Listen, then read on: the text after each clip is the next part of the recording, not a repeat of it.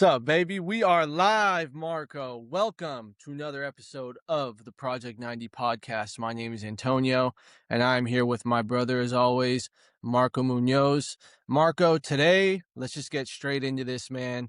The second semifinal, and boy, did it live up to the hype.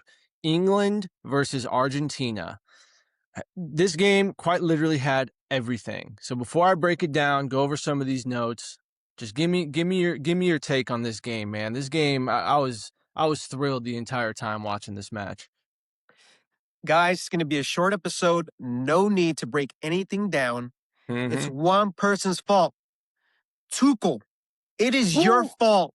England is not in the final right now.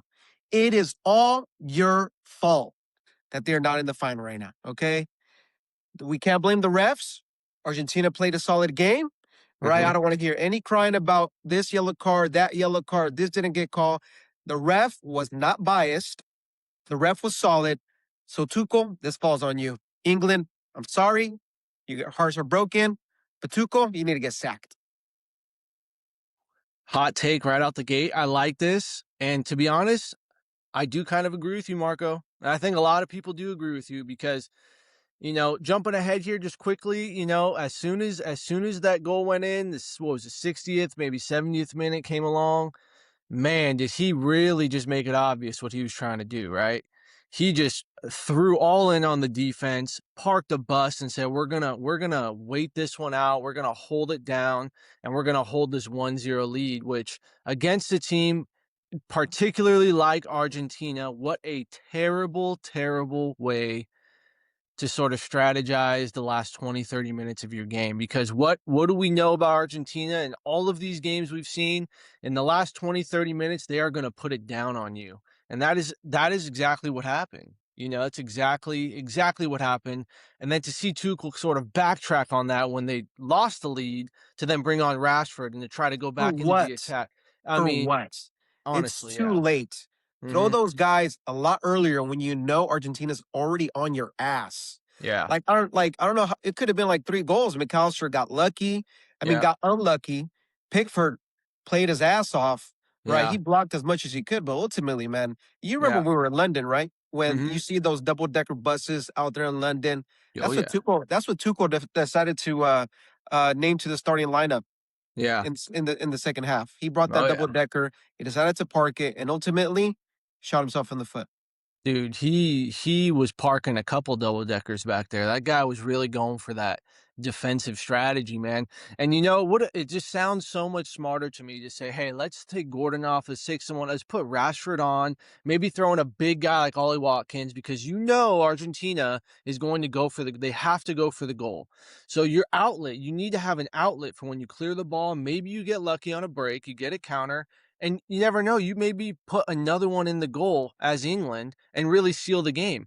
But instead, it's like they were just inviting this pressure as if Argentina wasn't going to do what they did. I mean, they had so many shots at the end there, so many opportunities, crosses, you name it. Pickford came up big. They hit the post 2 times. Yep. I mean, come on, man. And Tuchel, he might not have any regrets right now, but I think deep down, he kind of does, because he did not handle that correctly. And I think a lot of the players are feeling that as well. Look at the first half, how England was playing. It's night and day from first half to second half. Yeah. Spence, arguably the best player in the first half. Yes. But at least they were trying to make things happen. Gordon was trying to make things happen. Gordon didn't have the best game, right? And I can't say one coach decided to make a bunch of adjustments, because both coaches made adjustments on both ends, right? They were looking at the tactical side of things. I mean, Simeone's son got his first minutes for the first time, right? Yeah. But yeah, Simeone, that was his, I want to say, second appearance this World Cup. Okay, but yeah, my mistake. nonetheless, yeah. Yeah. Not to interrupt though, but real quick, I mean, this game, speaking of Simeone, I was going to mention something about him. That guy's an absolute bull in a china shop. Yep. I mean, that guy is, when I think of Argentina, I think of a guy like that, who's just running around like a chicken with his head cut off, just knocking into dudes. But you cannot take it away from him. He worked his ass off. And on that wing against Spence today, I thought that was the most exciting, just part of the game for the first at least half. Man, those guys were just going at it. And shout out to Spence, dude, Yep. Shout coming out. out, turned his tournament around. I mean, that No guy's a starter. mask. Nothing, no mask, dude. I'm telling you, you just pulled a future today. No mask on. This guy, after today's game, I think he's gonna have some big clubs kind of knocking on his door, to be completely honest. Beginning of the tournament, maybe not so much. After last game, though, and especially today, I think that guy's going to be getting some calls, some phone calls this summer. I mean, Personally, yeah. he had a tough season with Tottenham, Mhm. so who's to say he doesn't leave, Mhm. especially after the season he had and these last couple of games. But yeah, man, I'm pretty disappointed for him also, right? How it ended, and I felt like he was out there too long. I mean, we were talking about it beforehand. It looked like he was getting cramps, and that Mhm. second goal came on his side. Those few moments where he stepped away and he Yeah. wasn't 100%. Here it comes, and Enzo Fernandez. Yeah. Man, what a banger! Yeah. No, it was, man. And I want to touch on those goals, and I sort of want to take it from the top here about this game. I mean, this game had everything, right? It had tackles, intensity. It was so competitive. It had yellow cards, it had goals, shots, saves. I mean, this game truly felt unlike yesterday's game. This game truly felt like a semifinal, a game worthy of being the semifinal of the World Cup. Um, and it started out extremely intense, start to finish, right? I felt like the early stages of the game were sort of 50-50, teams trying to find their feet. Um, the midfield was really battling for control. I think Mhm. Paredes did an amazing job breaking up Another attacks. solid job. Declan Rice, McAllister, everyone in the center of the park today for both teams, to me, they just battled it out. They absolutely battled it out, and the big shocker I think came the first goal. I don't want to say I was shocked by it, but I wasn't necessarily expecting it. But what it was just a long ball from Kane, right? It led to Rice, who played it out to Rogers. He crossed the ball, and I remember you mentioned this to me when the game was happening. How Gordon came in and he beat Molina to the ball. Right, Molina was sort of fell asleep on that back post. What were your thoughts like when you saw that happening? Same. I think he was ball watching, right? Yeah. But kudos to Molina, right? He did not let that impact his game. He had Hmm. a solid second half of the game, and I mean, he was pushing a lot of the balls from his side the whole back half, starting a lot of the offense from there. So shout out to him. Yeah, he did get caught ball watching. It was a tight squeeze. Gordon was able to make it happen, but ultimately, they were able to bounce back. Yep. No, they were. And after that, it's like when Argentina really, this is what we didn't really see from France yesterday, right? When you go Mhm. down, Argentina went down and immediately they put on the pressure and said, this is it, right? This is the moment. We got 30 minutes, whatever it is, for about 40 minutes to go win this game. There's no other option at this point. We got to It's do attack or and we got to die. go. Yeah, it's do or die. We got to win. We got to go score these goals and we got to win this game. So, I mean, moving on from the 55th minute when that goal happened, there was a sub for Argentina. Nico Gonzalez came on for his Mhm, mhm, sixth mhm. appearance this World Cup. Paredes came off, and you can already see Scaloni sort of changing it up to try to get more out of the attack. I thought Nico Gonzalez made a huge difference. He Yep. was a problem right from the start. And since that moment when he came on, balls were flying in from all over the place. Crosses, shots, you name it, right? And then this is kind of where I think the game shifted, and you tell me if you agree with this. In the 70th minute, Gordon comes off for Konsa, right? A right back, which pushed James up the wing, but ultimately just threw in another defender for an attacker, right? But then Argentina took off Simeone Molina and Lisandro Martinez. Mhm, Okay, and mhm, they threw on DePaul, Montiel, and Otamendi. mhm. So for England, let's start there with Gordon coming off, Konsa coming in, 70th minute, they're up 1-0. You can kind of see the game plan falling into place. What did you think of that sub? I thought that was a bad call. I Mhm. immediately said this is way too early to be trying to defend the rest of the game, especially with Argentina. What have they done these last couple games? What did they do against Egypt? Right, they found ways to win. We've been Yeah. talking about it. This team is a winner, and they just know how to make things happen. I was kind of hopeful, even since last game, to see Rashford come in a little early, Yes. just because he was getting a lot of playing time earlier on. He didn't have a bad season in Barcelona. So I mean, this guy it was in a good moment, but Tuchel, like I said, I don't know what he was seeing. I think he had it in the bag. 1-0 against the reigning champs. Mhm. Nah, that's not the right call. And Scaloni, he did the right thing. Like I said last Mhm. time, carne al asador. He put all the meat on the grill. And who scored? Martinez. This guy Yeah. always makes it happen in the Serie A. He's always in the Mhm. right position. He's not a goal scorer for no reason. So shout out Yeah. to Scaloni making the right adjustments, risking the defense. But based on what we're seeing, there was not a whole lot of offense. I mean, you see Kane, bro. Kane Yeah. was basically playing like a I don't know, like a defensive mid at times. He was Yeah. just playing defense. Not a lot was going his way. They were just on the defense, man, way too long. But Mhm. let me backtrack a little bit. Playing a little bit behind, like Kane was doing, he was able to provide a great ball for that first goal for England, right? But that's Yeah. not something that I would expect from Kane Mhm. to do the rest of the game. I mean, his job is to score and pull some defenders his way and create chances for other people. But yeah, I Yeah. think the adjustments in the back half of the game is detriment to England. Yeah, I agree with that. Seeing Kane, that was kind of the one of the first times maybe he didn't drop back, but he dropped back that far, was on the goal. And it's something you see him do, with Tottenham. He did it with Bayern Munich. He does it occasionally where he'll kind of drop into this role, pick up the ball, turn, and sort of he's got that ability to be able to play a ball in like that. And ultimately it led to a goal, but there's a lot of chasing going on today. Him, Real Bellingham. quick. You know what that Yeah. remind me? Right now that Hmm. you're talking about that, Wayne Rooney used to do that a lot. Yes. Yeah. Yeah, that guy was solid as well. It's similar, Yeah. very similar to what Kane does. But yeah, Kane came back, picked it up, played a nice pass overhead, and it led to the goal. But after that, it just seemed like Argentina just took control of the game, right? 81st minute, Lautaro Martinez comes on. And we always talk about it's become like the story of the World Cup. Mikel Merino comes on and he gets the late winner. Well, I'd argue that the real guy that does that every time is Lautaro Martinez Mhm. because he's done it last tournament and he's doing it again this tournament. He really is the definition of a super sub. That guy comes on and you can expect he's going to get at least an opportunity on goal, and he's the type of guy that typically finishes those opportunities, right? After he came on, Reece James went down, and then what did he do? He brought Dan Burn on, another defender, right? So they're really, without a doubt, parking the bus. Declan Rice comes off for O'Reilly, another defender for a midfielder. So they're really dropping back now. They're really holding it down. Argentina, though, fucking relentless, right? Messi, it's like he just eases into these games, and it's like he has his moments where I thought Anderson, for instance, Declan Rice, even Yeah, they were on him. They were on him. They were Gahey, locking him down. they did lock him down. They won the ball off him many times, but again, with a guy like Messi, it's relentless. He's just going to keep going, and that's what happened. In the 85th minute, shot from Fernandez was pushed over, right?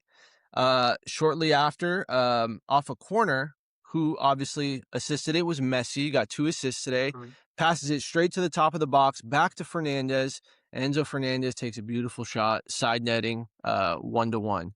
And I just want to get your take on what did you think the feeling was after that goal went in, and it tied the game 1-1? Because I felt like when that ball went in, like the floodgates just opened for England, right? For Yeah, Argentina. and I actually wanna take it back to that corner kick. How Yeah. many times did they run that same play? Mm-hmm. Handful of times, Every and on time. that specific play that they scored on, I was talking to myself, I was like, "Why are you doing this play? Clearly nothing's happening." He keeps getting booted out, Mm-hmm. right? But, kudos to them. It's probably a routine play that they run in practice. Yeah. And if you look at some of the other games, uh, that's a perfect play for Messi, right? Because you're thinking he's going to cut into the left, he's going to cut out to the left and try to find a shot, but that was just a decoy, man. Mm-hmm. You see Fernandez just waiting on the outside of the 18, just waiting for that. Like this is my play. This is my play. Mm-hmm. Same thing he did with Egypt, right? But to answer your earlier question, yeah, as soon as they scored that first goal, I was like, all right, this is Argentina's game to win and England's to lose, Yeah. because man, man, They're just they putting just it on they them. just wouldn't stop. You know what I mean? Mm. They were just shot after shot, left, right. You know what I mean? Shout out to the post that blocked a couple, because man, Pickford wasn't going to get those. I know, man. But yeah, man, it was headed towards Argentina's dub Yeah. at the end of the day when after they scored that first goal. Yeah. No, I agree completely with that. So after that, right, Enzo Fernandez puts it in the back of the net, and we're talking literally 6 minutes later, right? Pressure just never stopped. 6 minutes later, McAllister, the second post, right, shoots it, comes off the post, it goes out to the right, to the left side of the goal, and Spence. He goes to get the ball. He goes to slide to sort of clear it out, and as he slides, it looks like he maybe gets stepped on or twists his ankle a little bit, gets a little knock, whatever the case is, he gets up and he's sort of, hobbling around on that ankle. And what does that do? It gives Messi all the time in the world. He picks up the ball, he turns around, there's nobody, literally nobody in front of him because Spence is like hobbling around. And by the time he comes under pressure, he's already cutting to Yep. the end line, cuts across up in the air with his right foot, and who's there? Lautaro Martinez, absolutely nail in the coffin. It was over. As soon as that goal went in, you knew like there's no way England's gonna get even a look at goal at this point. It was over. It was over. And if I'm not mistaken, Anderson pulled away from the previous play, talking about Enzo when he scored, Uh right? huh. So I don't know, man. I don't think yeah, Messi's dangerous. He can score from anywhere, but you also got to take care of your man. You do, and this game, it was definitely a lot of credit goes to Argentina and the way they play, the way they fight. They have an unbelievable will. It's like when they put that jersey on, there's so much pride, so much passion. It's like they have that, what is that stuff they drink? Mate. It's like it's just Mate. flowing out of their fucking veins, dude, towards the end of the game. They just do not stop. But these goals, I think you can almost say some of the blame definitely goes on England. I think, like you said earlier, it was their game to lose, and I think ultimately they sort of shot themselves in the foot. Not to say Yep. Argentina wouldn't have scored anyways or found a different way, but in the ways that they did, I'd say England has something to sort of look on or look back at and sort of realize that maybe they could have done a little bit better in those moments. And ultimately, I'm jumping back and forth a lot, right? But it's because it's just disappointing seeing a team that made it that far Hmm. go out the way they did, Yep. especially the decisions made by Tuchel. But don't want to take any credit away from Argentina. They still have the task at hand, Hmm. and they needed to get the job done. And what I always say, they got the job done. They did, man. They got the shot done. So now we're looking at, a third and fourth place game on Saturday, right? And then on Sunday, the big final. Spain versus Argentina. Spain was obviously in the final 2010, haven't been to the final since they won in 2010. Argentina, reigning champs, they have the opportunity to go back to back champions for the first time. The last Hmm. people to do it was Brazil, 58 and 62, back to back. So, we're looking at the European champions making it to the final. We're looking at the Copa America and the previous World Cup champions making the final. So everything, on paper, as we see it right now, is set up for a massive final, a massive game. And yeah, man, I'm really, really excited for this final. It's a matchup that I personally can't remember seeing. Maybe in the past it did happen.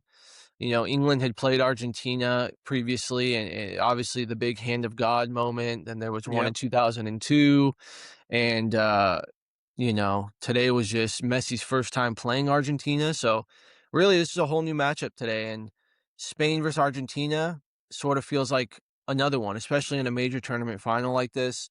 So I'm really excited to see that game. How do you see that playing out? Who do you have a little bit more of a feeling that's going to win this game, this final? Well, oddly enough, I was looking at the odds today before the England Argentina match, and Vegas had Argentina as an underdog. Wow. So you know what? If they're the underdogs, I'm just gonna ride with Argentina on this one. I Yeah. think they're gonna be first back to backs champs in Brazil, right? But Yeah.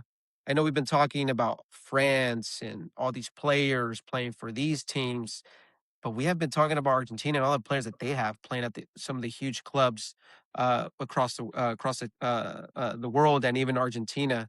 Hmm. So I'm gonna go Argentina on this one. No predictions on any scores. It's just like I keep saying, man. They just always find a way.